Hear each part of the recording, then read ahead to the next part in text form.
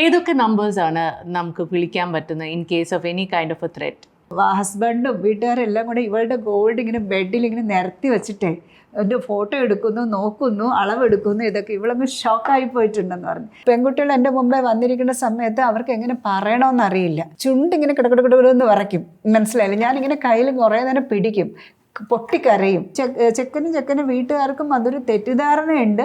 ഈ കല്യാണം കഴിക്കുമ്പം പെൺകുട്ടികൾക്ക് കൊടുക്കുന്നത് ഇവർക്ക് ആവശ്യപ്പെട്ട അല്ലെങ്കിൽ അവർക്കൊരു അവകാശമാണെന്ന്. പലപ്പോഴും അബ്യൂസേഴ്സ് ആണുങ്ങളാവണമെന്നില്ല, പെണ്ണുങ്ങളും അബ്യൂസേഴ്സ് ആവാം. അപ്പം അതിനെക്കുറിച്ച് എന്താണ് പറയാനുള്ളത്? കുട്ടികൾക്ക് തന്നെ ബേസിക് ആയിട്ടുള്ള ഇപ്പോൾ ഹെൽപ്പ് ലൈൻ നമ്പർ 1098 ഇങ്ങനത്തെ കാര്യങ്ങളൊക്കെ കുട്ടികളെ അറിയിക്കണം. എന്തെങ്കിലും പ്രശ്നം വന്നാൽ ഞങ്ങൾ അറിയിക്കുക. നമുക്ക് ഡൊമസ്റ്റിക് വയലൻസ് എന്ന് പറഞ്ഞാൽ ഞാൻ പറഞ്ഞ ഫിസിക്കലും ഇമോഷണല് ഫിനാൻഷ്യല് സെക്ഷല് ഇതെല്ലാം കൂടെ എനിക്ക് ഡെയിലി വരുന്ന എൻക്വയറീസ് ഒരു മാസം വന്ന കോള് 165ആണ്. ഇതൊരു ത്രെറ്റനിങ് ഉണ്ടല്ലോ, ഇറക്കി വിടുമെന്ന് നമുക്കൊരു ഭയം വരുന്നു. അയ്യോ നാളെ എന്നെ ഇറക്കി വിട്ടാലോ ഒരു ഭയം, എന്നെ നാളെ ഉപദ്രവിച്ചാലോ എന്ന് ഭയം. അപ്പോൾ ആ വീട്ടിലെ സമാധാനമില്ല, ഫിയർ കയറുക, പേടി തോന്നുകയാണ്. അങ്ങനെയാണെങ്കിൽ പ്രൊട്ടക്ഷൻ വാങ്ങി തന്നെ ആവണം. നിങ്ങളുടെ വീട്ടിൽ എന്തെങ്കിലും അബ്യൂസ് നടന്നു കഴിഞ്ഞാൽ റിപ്പോർട്ട് ചെയ്യാൻ ഒരു സെല്ലെങ്കിലും സ്കൂളിൽ വെക്കാമല്ലോ. ബേസിക് ആയിട്ട് കുട്ടികൾക്ക് അവരെയും പ്രൊട്ടക്ട് ചെയ്യണമല്ലോ. ഡൊമസ്റ്റിക് വയലൻസ് എന്ന് പറയുമ്പോൾ കുട്ടികൾക്കും സ്ത്രീകൾക്കും ഉള്ള സംരക്ഷണമുണ്ട്.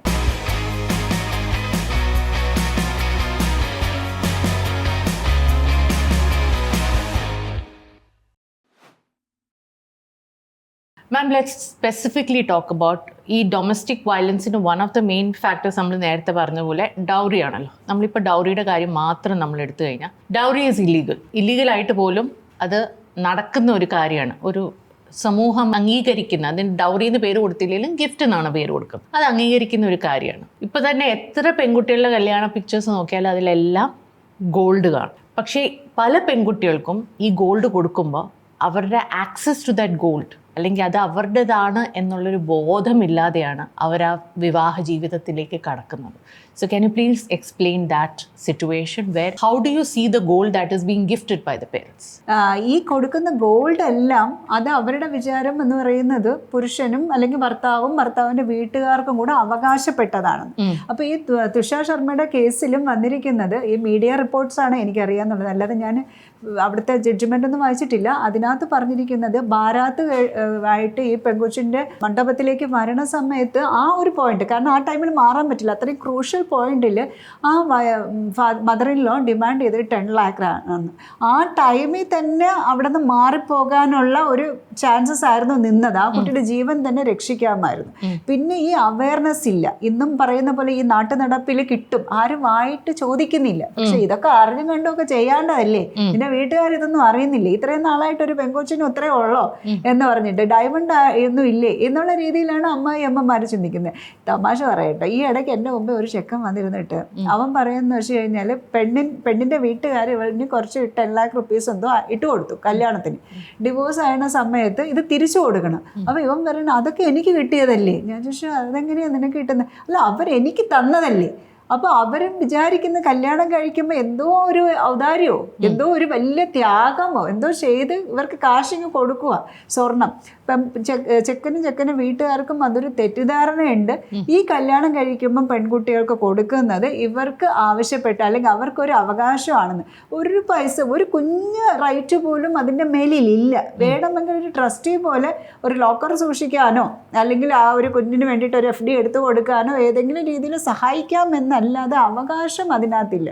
പിന്നെ എനിക്ക് പാരൻസിനോട് പറയാനുള്ളത്, മാരേജ് എന്ന് പറയുന്നത് അല്ലെങ്കിൽ വെഡ്ഡിങ് എന്ന് പറയുന്നത് ഒരു ഡേ അല്ലെങ്കിൽ ഒരു കുറച്ച് ദിവസത്തേക്ക് ഉണ്ടെന്ന് നിങ്ങൾക്ക് കൊടുക്കാനുണ്ട് എങ്കിൽ മുന്നേയും കൊടുക്കാം, അതിനുശേഷവും കൊടുക്കാം, അല്ലെങ്കിൽ വേറെ ഏതെങ്കിലും രീതിയിൽ കൊടുക്കാം. ഇപ്പം ഗോൾഡ് നല്ലതാണ്, ഒരു സമ്പാദ്യം പോലെ തന്നെയാണ്.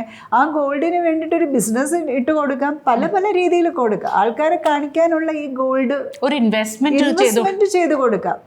അഥവാ ഗോൾഡ് കൊടുക്കുകയാണെങ്കിൽ പിറ്റേ ദിവസം തന്നെ അവളുടെ പേരിൽ ഒരു ലോക്കർ ഓപ്പൺ ചെയ്തിട്ട് അതിൻ്റെ മുഴുവൻ അവകാശവും അവൾക്ക് തന്നെയായിരിക്കണം. ഒരിക്കലും നാളെ കുറച്ച് കടമൊക്കെ ഉണ്ട് കല്യാണം കഴിഞ്ഞതില്ലേ, അതുകൊണ്ട് കുറച്ച് 2 പവൻ താ 10 പവൻ താന്ന് നാളെ അവൻ വന്ന് ചോദിക്കുമ്പോൾ കൊടുക്കരുത്.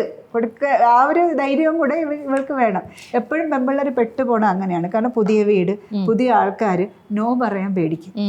ആ സമയത്ത് എല്ലാവരും പ്ലീസ് ചെയ്യണം, അയ്യോ ഞാൻ ഇങ്ങനെ വന്നിട്ട് അപ്പം പിന്നെ ഒരിടത്ത് വന്നിട്ട് പിറ്റേ ദിവസം ഇവള് മറ്റെന്താ പറയുക വെഡിങ് ഡ്രസ്സൊക്കെ മാറി ടോയ്ലറ്റിൽ പോയി വാഷ്റൂം പോയിട്ട് വന്ന സമയത്ത് ഹസ്ബൻഡും വീട്ടുകാരെല്ലാം കൂടെ ഇവളുടെ ഗോൾഡ് ഇങ്ങനെ ബെഡിൽ ഇങ്ങനെ നിരത്തി വെച്ചിട്ടേ എൻ്റെ ഫോട്ടോ എടുക്കുന്നു, നോക്കുന്നു, അളവെടുക്കുന്നു, ഇതൊക്കെ ഇവളങ്ങ് ഷോക്കായി പോയിട്ടുണ്ടെന്ന് പറഞ്ഞു. ഇത് കഥകളൊക്കെ കേൾക്കണമെങ്കിൽ ഒരു ദിവസം തന്നെ ഓഫീസിൽ വന്നിരുന്നാൽ മതി.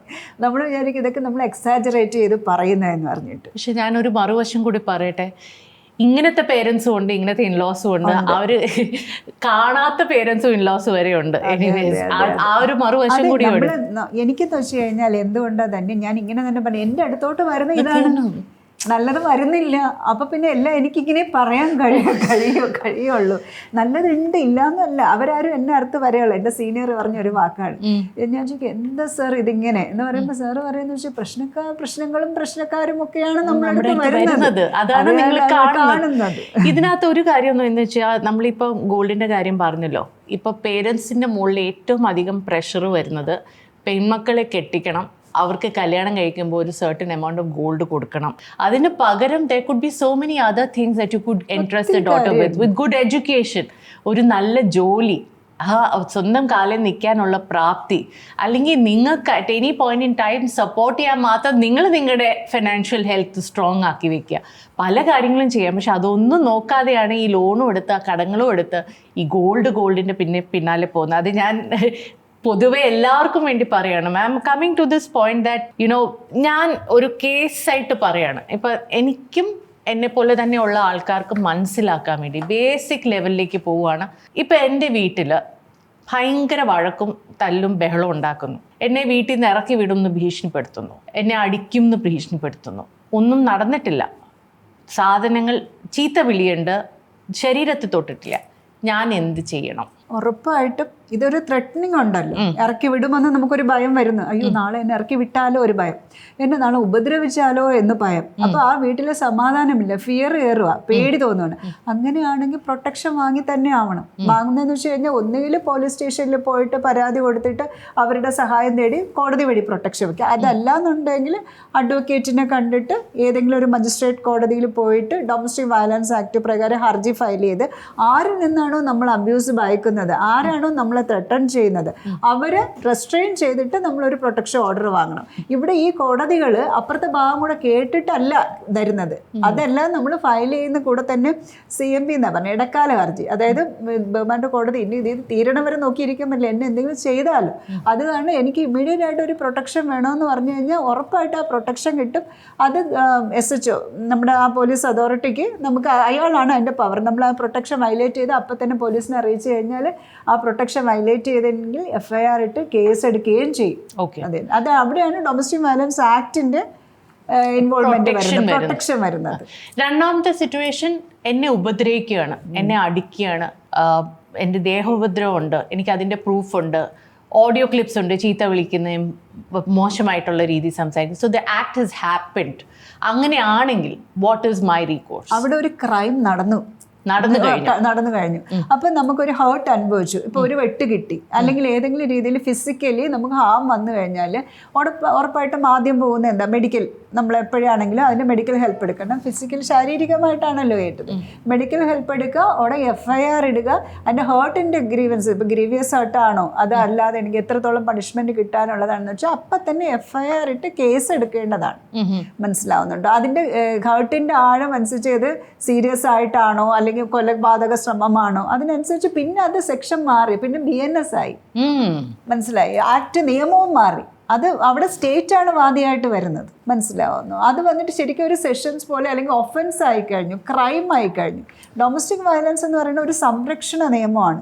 മേലാൽ ചെയ്തു പോകരുത് എന്ന് പറയുന്ന പ്രൊട്ടക്ഷൻ കരുതുന്നത്. അപ്പം മറ്റേ ആള് അബ്യൂസറിനെ തടയുവാണ്, ചെയ്യരുത്, കോടതി ഇടപെട്ടിട്ടുണ്ട്, പോലീസ് നോക്കുന്നുണ്ട്, എല്ലാത്തിലും ഇവളെ സംരക്ഷിച്ചുകൊണ്ടിരിക്കുന്നതാണ്. മറ്റേന്ന് വെച്ച് കഴിഞ്ഞാൽ ക്രൈം ഹാപ്പൻ ചെയ്ത് കഴിഞ്ഞാൽ പിന്നെ നമുക്ക് സ്റ്റേറ്റ് കേസെടുത്ത് FIR ഇട്ട് കേസെടുത്ത് സെഷൻസ് കേസായിട്ട് മാറുകയാണ് ചെയ്യുന്നത്. So that becomes very very serious. അത് പിന്നെ BNS വന്നു, അതായത് ക്രൈം ആയിക്കഴിഞ്ഞു. അപ്പോൾ സ്റ്റേറ്റ്, അതല്ല പ്രോസിക്യൂട്ടേഴ്സ് വരുന്നതും സ്റ്റേറ്റ്. നമ്മൾ സാധാരണ മർഡറും റേപ്പും മോഷണവും ഉള്ള ക്രൈം പോലെ തന്നെ ഇതൊരു ഹേർട്ട് അബ്യൂസ് ചെയ്ത് കഴിഞ്ഞാൽ സിവിയർ ആയിട്ടുള്ള ഒഫൻസ് ആയി.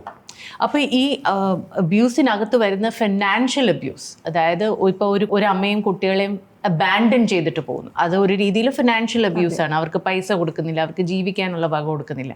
അങ്ങനെ ഒരു സിറ്റുവേഷൻ, അങ്ങനെ അബാൻഡൻഡ് ആയിട്ടുള്ള എത്രയോ ഫാമിലീസ് ഉണ്ട്. അപ്പം അങ്ങനെയുള്ള ആൾക്കാർക്ക് എന്താണ് ചെയ്യാൻ പറ്റുന്നത്? 2 രീതിയിലുണ്ട്. ഞാൻ നേരത്തെ പറഞ്ഞ പോലെ ഡൊമസ്റ്റിക് വയലൻസ് ആക്ട് വന്നിട്ട് നാം പറഞ്ഞല്ലോ ഫിനാൻഷ്യൽ ആയിട്ടുള്ള അബ്യൂസ് ഉണ്ട്. അതിൻ്റെ കീഴിൽ വന്നിട്ട് മോണിറ്ററി റിലീഫ് ചോദിക്കാം മജിസ്ട്രേറ്റിൻ്റെ അടുത്ത്. അതല്ലാതെ ലീഗലി വെഡഡ് വൈഫ് ആണെങ്കിൽ പിള്ളേരെന്തോ ആയിക്കോട്ടെ, അതിനകത്ത് ലെജിറ്റിമേറ്റ് അല്ലെങ്കിൽ ഇല്ലെജിറ്റിമേറ്റ് എന്നില്ല. ലീഗലി വെഡഡ് വൈഫ് ആണെങ്കിൽ ഫാമിലി കോർട്ടിൽ തന്നെ നമുക്ക് BNSS എന്ന് പറയുന്നത് പഴയ ക്രിമിനൽ പ്രൊസീജിയർ 125 അത് പ്രകാരം നമുക്ക് ഫാമിലി കോടതിയിൽ നിന്ന് മാസം മാസം ചെലവിന് കിട്ടാൻ വേണ്ടിയിട്ട് കുട്ടിക്കും മക്കൾക്കും കിട്ടാം, വേണ്ടി ചോദിക്കാം. പക്ഷെ മാരിറ്റൽ റിലേഷൻഷിപ്പ് ഇല്ലെങ്കിൽ ഡൊമസ്റ്റിക് വയലൻസിൽ ഞാൻ നേരത്തെ പറഞ്ഞില്ല മജിസ്ട്രേറ്റിൻ്റെ അടുത്ത് പോവാം. ഇവിടെ നിൽക്കുന്നത് മജിസ്ട്രേറ്റ് ആണ്, ഫാമിലി കോടതിയിൽ ഇരിക്കുന്ന ഡിസ്ട്രിക്ട് ജഡ്ജാണ്. കുറച്ചുകൂടെ പവർഫുൾ ആയിട്ടുള്ള ഓർഡേഴ്സും പവർഫുൾ, അതിന് മുകളിൽ പിന്നെ ഹൈക്കോടതി മാത്രമേ ഉള്ളൂ. അപ്പോൾ ഫാമിലി കോടതിയാണ് മാരിറ്റൽ റിലേഷൻഷിപ്പിലുള്ള ഇതേപോലെ ക്രൈം വരില്ല അതിനകത്ത് ചെലവിന് കിട്ടാനുള്ളത്, അല്ലെങ്കിൽ ഡിവോഴ്സ്, കുഞ്ഞുങ്ങളുടെ കസ്റ്റഡി, ബാക്കിയുള്ള ഇതെല്ലാം ഫാമിലി കോർട്ടിൽ വരും. ഓക്കെ, അതായത് ഫിസിക്കൽ ക്രൈം അതിൽ വരുന്നില്ല, but financial crime can come under the marital. അതെ, ഫാമിലി കോർട്ട് ആക്ട് പ്രകാരമാണ് ഫാമിലി കോടതി നിൽക്കുന്നത്. അത് കുറച്ചുകൂടെ ലിബറൽ ആണ്. മറ്റ് സെഷൻസ് കോടതികളും അല്ലെങ്കിൽ സെഷൻസ് കേസൊക്കെ ശരിക്കും ക്രൈമാണ്. അവിടെ സ്റ്റേറ്റ് ആണ് വാദിയായിട്ട് നിൽക്കുന്നത്, പ്രോസിക്യൂട്ടർ ആണ് അവർക്ക് വേണ്ടി അപ്ലൈ ചെയ്യുന്നത്. മറ്റത് ഡിഫൻസ് ലോയർ ആണ് അപ്പുറത്തെ സൈഡിൽ നിൽക്കുന്നത്.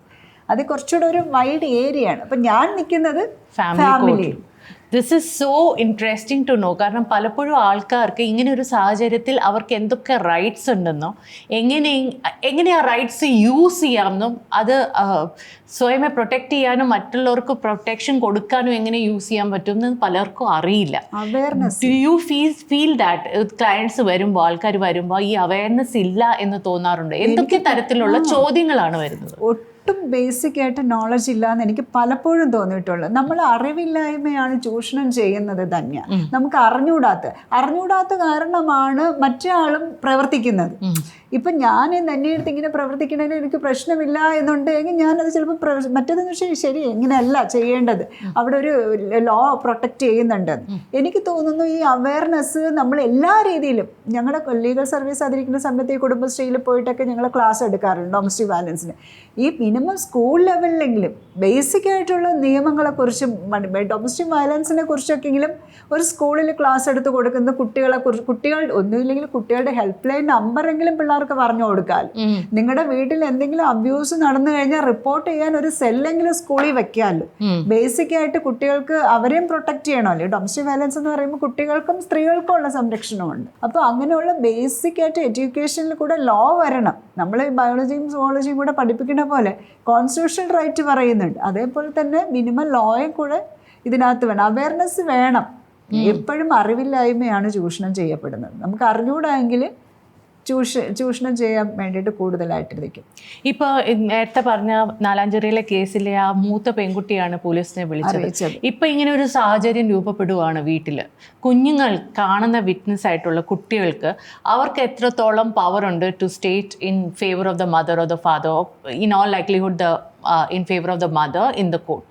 അവർക്ക് എത്ര റൈറ്റ്സ് ഉണ്ട് ആസ് വിറ്റ്നസസ്? മൈനറിന്റെ എവിഡൻസ്, നമ്മളിപ്പോൾ എവിഡൻസ് ആക്ട് വരെയുള്ള നിയമത്തിന്റെ മുമ്പ്, അപ്പം മൈനറിന്റെ എവിഡൻസ് ഒന്നും കോടതിയിൽ എടുക്കാറില്ല. 18 താഴെ മൈനസ്. ഇപ്പം ഈ 17 വയസ്സുള്ള കൊച്ചു ഇൻഫോം ചെയ്ത് കഴിഞ്ഞാലും അതിന്റെ സീരിയസ്നെസ് അത് അവിടെ എടുക്കുന്നുണ്ട്. പക്ഷെ കൊടുക്കുന്ന മൊഴികൾ, ഇവളിന് എന്തായാലും മൊഴി കൊടുക്കുമ്പോൾ 18 കഴിയും, അപ്പോൾ എടുക്കും 18 കഴിഞ്ഞ്. അതല്ലാതെ മൈനേഴ്സിന്റെ മൊഴികൾ എവിഡൻസ് ആക്ട് പ്രകാരം അത് എടുക്കുന്നില്ല. പക്ഷേ നമ്മൾ എപ്പോഴും കുട്ടികൾ എന്ന് പറയുന്നത് ഹെൽപ്പ് സീക്ക് ചെയ്യാൻ ആഗ്രഹിക്കുന്നവരാണ്. എന്ന് വെച്ച് കഴിഞ്ഞാൽ എന്താണെങ്കിലും ഓടി ഓടി ആരുടെയെങ്കിലും സഹായം, അങ്ങനെയുള്ള കുട്ടികൾക്ക് തന്നെ ബേസിക് ആയിട്ടുള്ള ഇപ്പോൾ ഹെൽപ്പ് ലൈൻ നമ്പർ 1098 ഇങ്ങനത്തെ കാര്യങ്ങളൊക്കെ കുട്ടികളെ അറിയിക്കണം. എന്തെങ്കിലും പ്രശ്നം വന്നാൽ ഞങ്ങൾ അറിയിക്കുക എന്ന് പറഞ്ഞ് ഒരു വാർഡ് മെമ്പറോ അല്ലെങ്കിൽ ആരെങ്കിലും, ഇപ്പോൾ ഒരു ഫാമിലിയിൽ ഒരു ഇഷ്യൂ ഉണ്ടെങ്കിൽ കുഞ്ഞുങ്ങളുടെ അടുത്ത് തന്നെ പറയാം, മോനെ എന്തെങ്കിലും ഉണ്ടെങ്കിൽ അറിയിക്കണം. പിള്ളേർക്ക് അവിടെ വരെ മറ്റേന്താ പറയുക, അപ്പുറത്ത് അവരെന്ത് ചിന്തിക്കും, ഇവരെന്ത് ചെയ്യിക്കും, ഞങ്ങളുടെ ഇമേജ്, ഞങ്ങളുടെ കുടുംബം തകരുമോ എന്നും പിള്ളേർ ജീവിക്കും. പിള്ളേർക്ക് സമാധാനം പേടിച്ച് ജീവിക്കണം എന്നേ ഉള്ളൂ. അപ്പോൾ പിള്ളേർ ബേസിക്. എനിക്കൊരു തമാശ തോന്നിയെന്ന് വെച്ച് കഴിഞ്ഞാൽ, ഞാൻ ഇതേപോലെ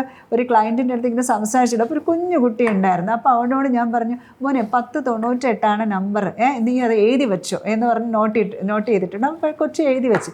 കുറച്ച് കഴിഞ്ഞ് കൊണ്ട് അന്ന് എൻ്റെ മോള് സ്കൂൾ കഴിഞ്ഞ് വന്നിട്ടുണ്ടായിരുന്നു. മോളും അവിടെ ഇരുന്ന് എഴുതുന്നുണ്ട് 1098 പറഞ്ഞിട്ട്. അപ്പോഴേക്കും ഞാൻ ചോദിച്ചു, മോനെ എന്താ ഞാൻ സ്കൂളിൽ പോയിട്ട് പിള്ളേർക്ക് പറഞ്ഞു കൊടുക്കാമല്ലോ കുട്ടികൾക്ക്. അപ്പോൾ പിള്ളേർക്കെങ്കിലും ഒരു നോളജ് കിട്ടുന്നല്ലോ. ഇപ്പം വീട്ടിൽ അബ്യൂസ് നടന്നു കഴിഞ്ഞാൽ അവർ പുറത്ത് പറഞ്ഞ് അവരെങ്കിലും ഹെൽപ്പ് എടുക്കുക, അടുത്ത വീട്ടുകാരുടെ അടുത്ത് സംസാരിക്കുക.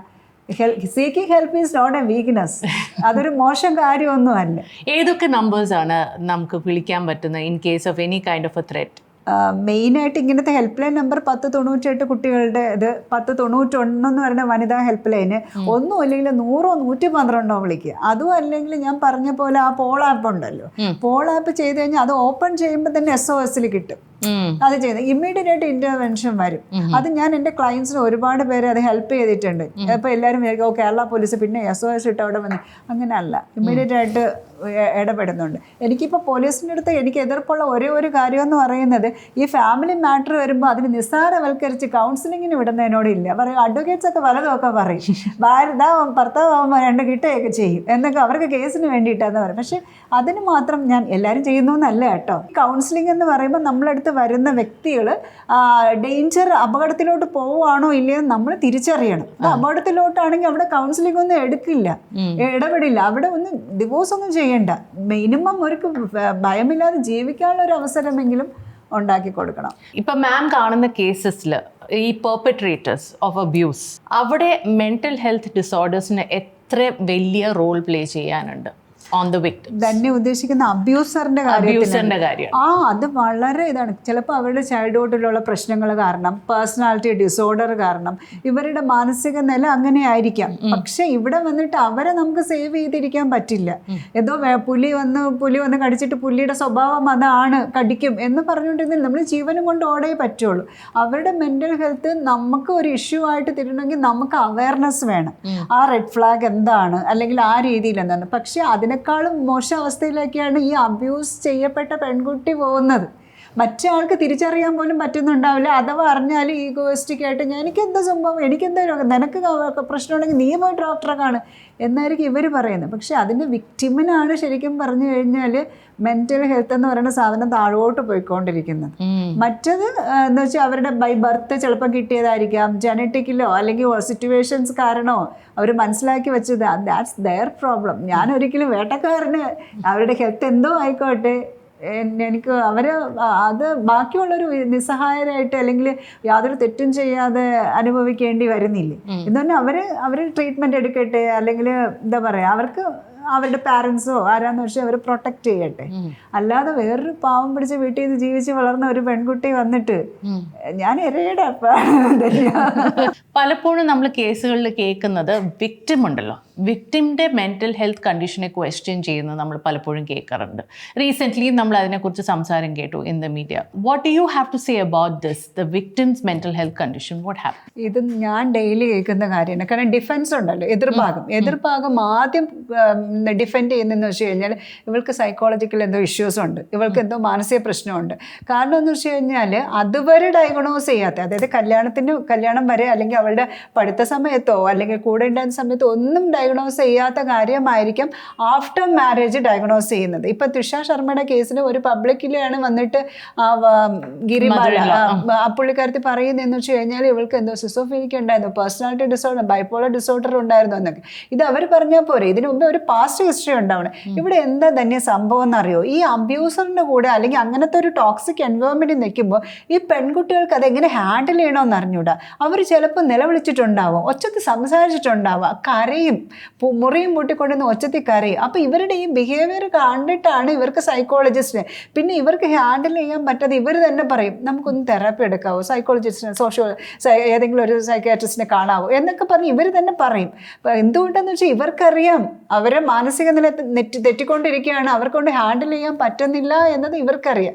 ഇതെന്ന് വെച്ച് കഴിഞ്ഞാൽ മറ്റേ ആളൊരു വെപ്പൺ പോലെ യൂസ് ചെയ്യും. പക്ഷെ ഞാനത് ഡിഫെൻഡ് ചെയ്യും. എങ്ങനെയെന്ന് വെച്ച് കഴിഞ്ഞാൽ ഇവർക്കൊരു പാസ്റ്റ് ഹിസ്റ്ററി ഇല്ലാത്തടത്തോളം കാലം നമുക്ക് അവരെ കുറ്റപ്പെടുത്താൻ പറ്റില്ല. ഇവരെങ്ങനെയാണ് വെപ്പണായിട്ട് യൂസ് ചെയ്യുന്നത് എന്ന് വെച്ച് കഴിഞ്ഞാൽ ഇവൾക്ക് എന്തോ മാനസിക പ്രശ്നമാണ്, അല്ലാതെ ഇവിടുത്തെ എൻവയോൺമെൻറ്റിൻ്റെ കുഴപ്പമല്ല, ഇവൾക്കൊക്കെ മറച്ചു വെച്ച് കല്യാണം കഴിച്ചതാണ്, അവൾക്ക് എന്തോ ഡിസോർഡർ ഉണ്ട്, അതാണ് എൻ്റെ മോനാണ് അല്ലെങ്കിൽ അവരാണ് നല്ലതെന്ന് പറഞ്ഞിട്ട്. ഇതിലെന്ന് വെച്ച് കഴിഞ്ഞാൽ ഒന്നിനുണ്ടല്ല, ഇതിൻ്റെ ഇടയിൽ താഴെ വന്ന കമൻറ്റ് നോക്കാൻ പറയും ഈ പെൺപിള്ളേർ മുഴുവനും അനുഭവിക്കുന്നത് ഇവർക്ക് എന്തോ മാനസിക രോഗമുണ്ടെന്ന്. എന്തെങ്കിലും പ്രതികരിച്ചു കഴിഞ്ഞാൽ മാനസിക രോഗി, മറ്റേ എന്താ പറയുക, ഏതെങ്കിലും എക്സ്ട്രാ മാരിറ്റൽ റിലേഷൻഷിപ്പ് കണ്ടുപിടിച്ച സംശയ രോഗി. ഇത് ഈ 2 രോഗങ്ങളും മിക്കപ്പോഴും മിക്ക പെൺപിള്ളേർ ഇങ്ങനത്തെ ടോക്സിക് റിലേഷൻഷിപ്പിൽ അല്ലെങ്കിൽ അബ്യൂസീവ് റിലേഷൻഷിപ്പിൽ കണ്ടിട്ടുണ്ട്. പക്ഷെ മെൻ്റൽ ഹെൽത്തിനെ ബാധിക്കും എന്നുള്ളത് കാര്യം ഉറപ്പാണ്. കാരണം വെച്ച് കഴിഞ്ഞാൽ പെൺകുട്ടികൾ എൻ്റെ മുമ്പേ വന്നിരിക്കുന്ന സമയത്ത് അവർക്ക് എങ്ങനെ പറയണമെന്നറിയില്ല. ചുണ്ടിങ്ങനെ കിടക്കിടക്കിടന്ന് വരയ്ക്കും, മനസ്സിലായില്ല. ഞാനിങ്ങനെ കയ്യിൽ കുറേ നേരം പിടിക്കും, പൊട്ടിക്കരയും ഇവര്. ഇതെന്ന് വെച്ചാൽ നോർമൽ ഹെൽത്തി ആയിട്ടുള്ളവരിങ്ങനെ ചിരിച്ച് കളിച്ചല്ലേ വരൂ. അവരെ ബാധിക്കുന്നുണ്ട്. ഞാൻ ആദ്യം പറയുന്നത് വെച്ച് കഴിഞ്ഞാൽ ഇവൾക്ക് വേണ്ടത് സ്ട്രെങ്ത് ആണ്. അവളൊരു സ്ട്രെങ്ത് ആയിട്ട് പവർഫുള്ളായിട്ട് നിന്നാലേ എനിക്ക് അവൾക്ക് വേണ്ടി ഫൈറ്റ് ചെയ്യാൻ പറ്റുള്ളൂ. അത് കാരണം ഞാൻ ഏതെങ്കിലും ഒരിടത്ത് പോയിട്ട് എല്ലാ സപ്പോർട്ടും കൊടുത്തിട്ട് അവളൊരു പോരാടാൻ കണക്കാക്കിയിട്ട് അവൾ ആദ്യം തിരിച്ചു വരണം. ആ സമയത്ത് ആ വക്കാലത്തൊപ്പിട്ട് നാളെ ഫയൽ ചെയ്യാൻ പ്രൊട്ടക്ഷൻ ഇറ്റ്സ് വേറെ. മനസ്സിലായില്ലേ? ഞാൻ പറയുന്നത് ഡിവോഴ്സിനെ കുറിച്ചാണ്.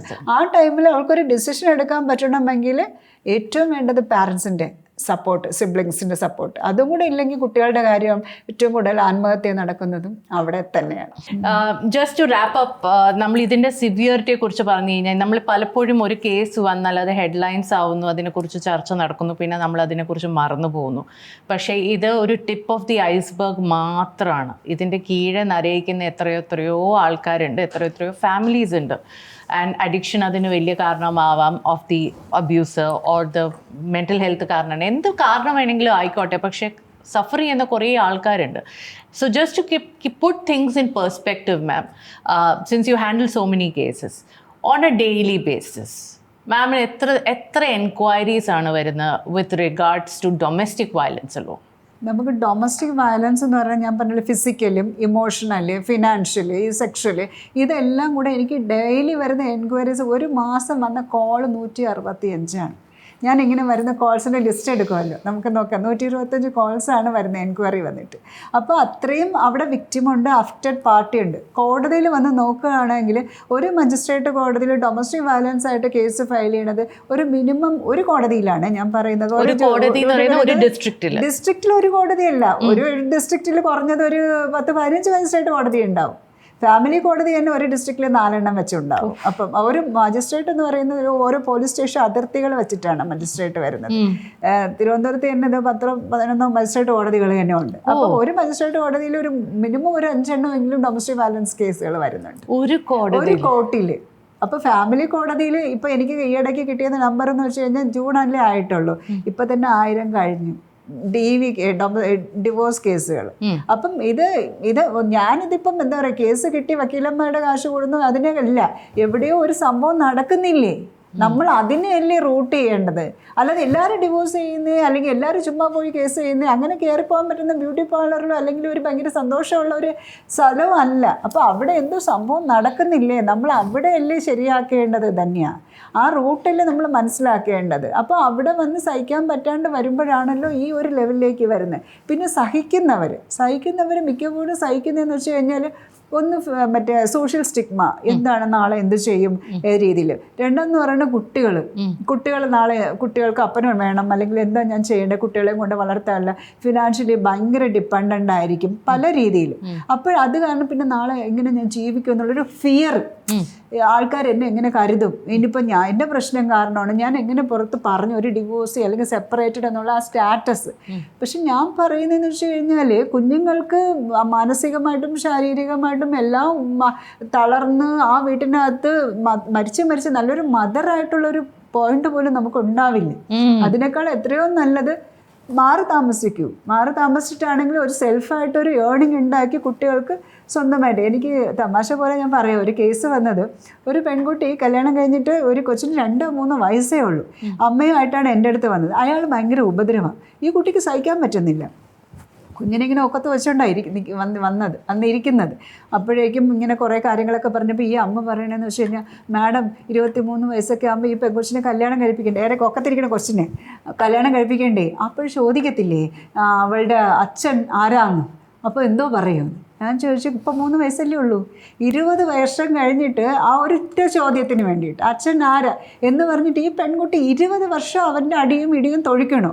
അതിനേക്കാളെപ്പോഴും ആ പെൺകുട്ടിയുടെ അടുത്ത് നമ്മൾ ആരെങ്കിലും ഐശ്വര്യ റായുടെ അച്ഛനെ ചോദിക്കുന്നുണ്ട്, കൽപ്പന ചൗളയുടെ അച്ഛനെ ചോദിക്കുന്നുണ്ട്, ഇന്ദിരാഗാന്ധിയുടെ അച്ഛൻ ആരാന്ന് ചോദിക്കുന്നുണ്ട്. അത്രയും പവർഫുള്ളായിട്ട് ആ പെൺകുട്ടിയെ വളർത്തിക്കൊണ്ട് വരാൻ വേണ്ടിയിട്ട് നിങ്ങളും കൂടെ സപ്പോർട്ട് ചെയ്യുകയല്ലേ ചെയ്യേണ്ടത്. ഇത് എത്രത്തോളം ആൾക്കാർക്ക് മനസ്സിലാവുമെന്ന് എനിക്ക് അറിയത്തില്ല. ഒരു അച്ഛൻ ആരാന്ന് കാണിക്കാൻ വേണ്ടിയിട്ട് ഇവളെ ഉപദ്രവം തന്നെ സഹിക്കാൻ വയ്യാത്ത ഉപദ്രവം സഹിക്കാൻ വയ്യാണ്ടാണ് ഈ കുട്ടി എൻ്റെ അടുത്തോട്ട് വന്നത്. അപ്പോൾ ഈ സ്വന്തം അമ്മ പറഞ്ഞ വാക്കായത്.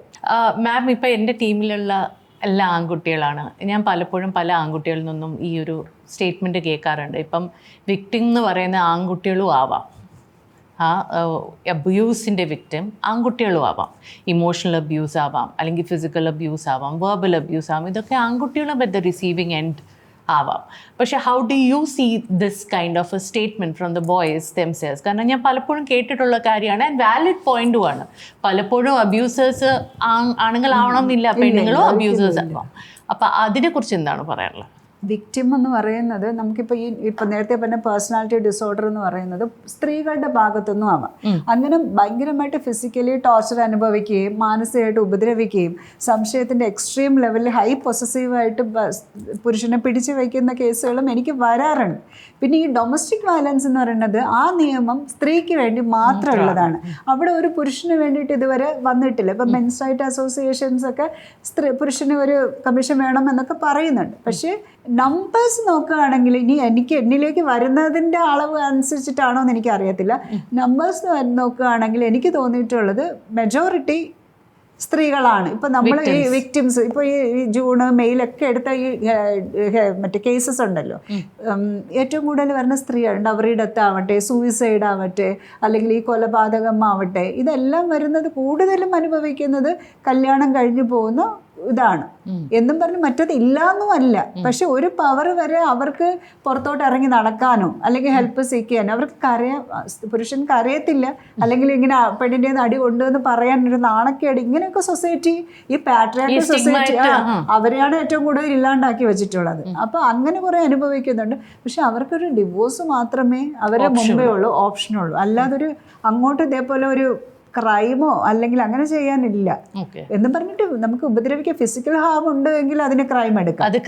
അതിനകത്ത് അക്യൂസ്ഡ് എന്ന് പറയുന്നത് ആണെന്നോ പെണ്ണെന്നോ ഇല്ല. ഇപ്പം നമ്മള് മറ്റേ ഗ്രീഷ്മയുടെ കേസ്, മർഡർ കേസ് വന്നു, അതേപോലെ ജോളിയുടെ കേസിലാണെങ്കിൽ അവിടെ അക്യൂസ്ഡിന് ഒരു പെണ്ണെന്ന് പറഞ്ഞ ഒരു പരിഗണനയും ഒരു നിയമവും കൊടുക്കുന്നില്ല. അപ്പം രണ്ടും വരാം. പക്ഷേ ഞാൻ പറഞ്ഞ പോലെ എന്നിലേക്ക് വരുന്നത് ഇത്രയും കൂടുതലായതുകൊണ്ടാണോ അതോ നമ്പേഴ്സ് ഇത്രയായതുകൊണ്ടാണോ അത് കൂടുതലും അഫക്റ്റ് ചെയ്യുന്നത് പെണ്ണിനാണെന്ന് എനിക്ക് തോന്നിയിട്ടുണ്ട്. പിന്നെ ഇതിനകത്ത് 2 എലിമെൻറ്റ്സ് കൂടി ചോദിച്ചിട്ട് ഞാൻ സ്റ്റോപ്പ് ചെയ്യാം മാം. ഒന്ന്, എനിക്ക് തോന്നുന്നു NRI, അത് NRKs, പ്രത്യേകിച്ച് ഗൾഫിലൊക്കെ നമ്മൾ പലപ്പോഴും കുറേ കേസസിനെ കുറിച്ച് കേൾക്കാറുണ്ട്. ഈയിടയ്ക്ക് ഒരു കേസ് കേട്ടു, വെരി വെരി വെരി സാഡനിങ്. അവരുടെ സിറ്റുവേഷനിൽ എന്താണ് സ്പെസിഫിക് ആയിട്ടുള്ളത് that you think the law can protect them, or how can they, if they are facing domestic violence or domestic abuse, അവർക്ക് എങ്ങനെ ലോയിൻ്റെ സഹായം തേടാം? ഞാൻ ആദ്യം പറഞ്ഞ ലോ ഇല്ലേ, ഡൊമസ്റ്റിക് വയലൻസ് പ്രൊട്ടക്ഷൻ ഓഫ്, അത് അവർക്ക് പറ്റില്ല. കാരണം അവരുടെ ഡൊമിസൈൽ മാറിക്കഴിഞ്ഞു. ഇത് നമ്മുടെ നാട്ടിലുള്ള ഇവിടുത്തെ ഈ ഒരു എന്താ പറയുക ജൂറിസ്ഡിക്ഷനിൽ വരുന്നവർക്കാണ് ഈ ഡൊമസ്റ്റിക് വയലൻസിൻ്റെ ആ പ്രൊട്ടക്ഷൻ വരുന്നത്. എബ്രോഡ് ആവുകയാണെങ്കിൽ അവിടുത്തെ ഏതെങ്കിലും ഒരു ഹെൽപ്പ് സീക്ക് അല്ലാതെ അവരെ കൊണ്ട് പറ്റത്തില്ല. പിന്നെ ഏറ്റവും കൂടുതൽ എനിക്ക് ഈ വരുന്ന NRI ക്ലയൻസ് ആണെങ്കിലും ഇവരിവിടെ നിന്ന് അവിടെ പോയി കഴിയുമ്പോഴേക്കും ഇതേപോലെ എന്തെങ്കിലും അബ്യൂസ് നേരിട്ട് കഴിഞ്ഞാൽ അവർ റിപ്പോർട്ട് ചെയ്യാൻ മടിക്കും. അയാളുടെ വിസ സ്റ്റാറ്റസ് ചിലപ്പോൾ ഡിപ്പെൻഡൻറ്റ് വിസ ആയിരിക്കാം. അയാളുടെ വിസ സ്റ്റാറ്റസ്, കുട്ടികളെ കൊണ്ട് നാട്ടിൽ വന്നാൽ എന്ത് ജോലി ചെയ്യണമെന്നറിയില്ല, നാട്ടിലേക്ക് തിരിച്ചു വന്നാൽ എങ്ങനെ ജീവിക്കണമെന്നറിയില്ല, കരിയർ കുറേ ബ്രേക്ക് ആയിട്ടുണ്ട്, കുറേ ഗ്യാപ്പും വന്നിട്ടുണ്ടാവും. ഇങ്ങനെ പല കാര്യങ്ങളുമായിരിക്കും അവിടെ നിർത്തുന്നത്. മെയിനായിട്ട് അവിടെ പെട്ടിരിക്കുന്നവർക്ക് ചെയ്യാൻ പറ്റുന്നതെന്ന് വെച്ച് കഴിഞ്ഞാൽ, ഒന്ന് അവിടുത്തെ ഏതെങ്കിലും ഒരു ജോലി കണ്ടുപിടിക്കുക സ്വന്തമായിട്ട്. 2, നല്ലൊരു കമ്മ്യൂണിറ്റി ആയിട്ട് ഒരു കോണ്ടാക്ട് വയ്ക്കുക. ഇവരിങ്ങനെ ഐസൊലേറ്റ് ചെയ്യും. ഉള്ളി കൊണ്ടുപോകുന്ന എന്തിനാ, ഫുഡ് ഉണ്ടാക്കി തരാനും കൂടെ ഷെയർ ചെയ്യാനും അവർ ഫിസിക്കൽ നീഡിനും വേണ്ടിയിട്ടായിരിക്കും മിക്കപ്പോഴും. എല്ലാവരും അല്ല കേട്ടോ, ഞാനിങ്ങനെ ജനറലൈസ് ചെയ്ത് ഈ കേസിലും വന്നിട്ട് എനിക്ക് തോന്നുന്നു ഹരാസ്മെന്റ് കൂടിയിട്ട് ആ കുട്ടി അവിടെ നിന്ന് സൂയിസൈഡ് ചെയ്യുമായിരുന്നല്ലോ, അതുല്യ അന്ന് അങ്ങനെ എന്തോ പറഞ്ഞിട്ട് കൊണ്ടിരുന്നത്. അതും വന്ന് ആരോടും പറയാതെ ഐസൊലേറ്റ് ചെയ്തിട്ട് അതിനുള്ളിൽ തന്നെ എന്തെങ്കിലും ആരുമായിട്ട് കണക്ഷൻ ഇല്ല, അങ്ങനെ ആയിപ്പോയി. അപ്പം മെയിനായിട്ട് ഈ NRI ക്ലയൻസിൽ എന്ന് വെച്ച് കഴിഞ്ഞാൽ UAയിലാവട്ടെ അല്ലെങ്കിൽ UKയിലാവട്ടെ എവിടെയാണെങ്കിലും സ്വന്തമായിട്ട് ഒരു വരുമാനം നോക്കുക, കഴിയുന്നത് ഡിപ്പെൻഡൻ്റ് ആയിട്ട് ഇരിക്കുന്നത് ഇൻഡിപെൻഡൻ്റ് ആയിട്ട് ജീവിക്കുക. അവിടുത്തെ ലീഗൽ സിസ്റ്റത്തിനെ കുറിച്ച് ഒരു അവയർനെസ് ഉണ്ടാക്കുക. അവിടുത്തെ അറ്റോർണിയോ അല്ലെങ്കിൽ അവിടെ എന്താണ് നിലനിൽക്കുന്ന നിയമം, നിങ്ങൾക്ക് ഏതൊക്കെ രീതിയിലുള്ള പ്രൊട്ടക്ഷൻ അവിടെ ലഭിക്കുക. എന്തായാലും നമ്മളെക്കാളും കൂടുതൽ ഡൊമസ്റ്റിക് വയലൻസിന് ഭയങ്കര സിവിയർ ആയിട്ട് ആക്ഷൻ എടുക്കുന്നതാണ്. UK ഭയങ്കര സീരിയസ് ആണ്. ആ നിമിഷം നിമിഷം വന്ന് അറസ്റ്റ് ചെയ്തുകൊണ്ട് പോകും. പോയിട്ട് എന്നിട്ട് ഭയങ്കരമായിട്ട് കൺഫൈൻമെൻറ്റിൽ വച്ചിരിക്കുകയും ചെയ്യും അവർ ഡൊമസ്റ്റിക് വയലൻസ്. അതേപോലത്തെ എല്ലാ ലീഗൽ സിസ്റ്റത്തിനെയും മിനിമം അവയർനെസ് വയ്ക്കുക, നല്ല കോണ്ടാക്ട്സ് വയ്ക്കുക, കമ്മ്യൂണിറ്റി മലയാളികളുടെ ആവട്ടെ ഏതെങ്കിലും കമ്മ്യൂണിറ്റിയുടെ കോണ്ടാക്ട്സ് വയ്ക്കുക. ദയവ് ചെയ്ത് ചാവാനും പിടിക്കാനും നിൽക്കാതെ നാട്ടിലോട്ടെങ്കിലും കയറി വന്നിട്ട് നമുക്ക് ജീവിക്കാൻ എന്ന് വെച്ച് കഴിഞ്ഞാൽ ഇപ്പം സാമ്പത്തികമായിട്ടുള്ളൊരു ബുദ്ധിമുട്ടായിരിക്കാം, പക്ഷെ എന്നും അതുപോലെ അല്ലല്ലോ. എന്തെങ്കിലും ഒരു നമുക്ക് ആരോഗ്യമുണ്ടെങ്കിൽ വിദ്യാഭ്യാസം വരെ നേടാൻ ഒരു പരിധി ഇല്ലല്ലോ. പഠിത്തമുണ്ടെങ്കിൽ ട്യൂഷൻ എങ്കിലും കൊടുത്ത് കുറച്ച് വരുമാനം ഉണ്ടാക്കാൻ പറ്റും. ഒരു കാര്യം ചോദിക്കട്ടെ, ഈ നമ്മൾ ലിവ് ഇൻ റിലേഷൻഷിപ്സും അത് വളരെയധികം കൂടുന്നുണ്ട്. അതുപോലെ queer relation, same sex relationships, ഇതൊക്കെ നമ്മുടെ സമൂഹത്തിൽ എക്സിസ്റ്റ് ചെയ്യുമ്പോൾ ഇവർക്കൊക്കെ പ്രൊട്ടക്ഷൻ ഉണ്ടോ under the domestic violence act? 100%. അതിന്റെ ക്യൂർ റിലേഷൻഷിപ്പ് ഇപ്പൊ 2 പേര് ലെസ്ബിയൻ കപ്പിൾസ് ആണെങ്കിൽ വരില്ല. ഞാൻ പറഞ്ഞ പോലെ ഓപ്പോസിറ്റ് എന്ന് പറയുന്നത് ഒരു പുരുഷനായിരിക്കണം അവിടെ വരുന്നത്. അതാണല്ലോ ഇപ്പൊ സെയിം സെക്സിന്റെ ഒന്നും ബില്ല് പാസ്സാവാത്ത പല പല ലോയെയും അത് എഫക്റ്റ് ചെയ്യും. നമ്മുടെ പല റിലീജിയസ് ലോസും ഫാമിലി ലോസും ഒക്കെ അതാണ് കൂടുതലും ആ സെയിം സെക്സ് മാരേജ് വരുന്ന സമയത്ത് വരാതെ. അതല്ലാതെ ഒരു പെണ്ണും ചെക്കനും തമ്മിലൊരു ലിവിങ് റിലേഷൻഷിപ്പ് ആണെങ്കിൽ ആ സ്ത്രീയെ ഈ ആക്ട് പ്രൊട്ടക്ട് ചെയ്യും. Okay, so pretty much we have covered whatever we need to cover. But yes, ഇത് ഒരു purely with the objective of awareness ആണ്. And ma'am, thank you for finding the time to come to the show. Ma'am ട്രിവാൻഡ്രത്ത് നിന്ന് ഇവിടെ വരെ വന്നിരിക്കുന്ന ഈ ഒരു കോൺവെർസേഷന് വേണ്ടി and I am really grateful to you for coming and sharing all the valuable information. ഇതിനു മുമ്പ് ഞാൻ ഡൊമസ്റ്റിക് വയലൻസിനെ കുറിച്ചും ഡൊമസ്റ്റിക് അബ്യൂസിനെ കുറിച്ചും ഒരു സൈക്കോളജിസ്റ്റിൻ്റെ പെർസ്പെക്റ്റീവ് എടുത്തിട്ടുണ്ട്.